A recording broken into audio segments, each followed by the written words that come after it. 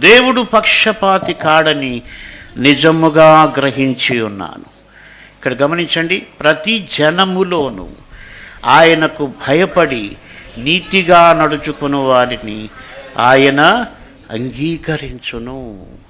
కాబట్టి ప్రతి జనములో, క్రైస్తవుల్లో అని కాదు, అక్కడ ప్రతి జనములో ఎవరికైతే ఆ ఆశ ఉందో, ఏంటి ఆశ?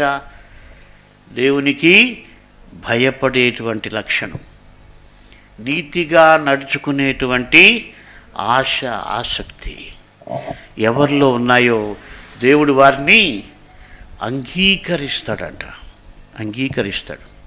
కాబట్టి దేవుడు వాళ్ళని అంగీకరించాడు. కాబట్టి మనల్ని దేవుడు అంగీకరించాలంటే మనలో ఏముండాలంటే దేవునికి భయపడేటువంటి మనస్సు ఉండాలి.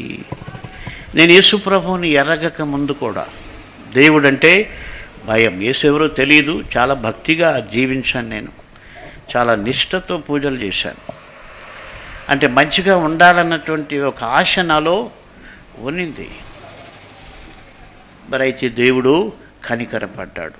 ఈ వాక్యాన్ని బట్టి ఆయన ఎవరైనా సరే, వాళ్ళు హిందువులైనా ముస్లిమ్స్ అయినా ఎలాంటి జనమైనా ఏ ప్రాంతమైనా వారిలో ఎవరైనా నిజమైన ఆసక్తి కలిగి ఉంటే యేసు ప్రభు స్వయంగా వెళ్ళి వాళ్ళని దర్శిస్తాడు. హల్లెలూయా.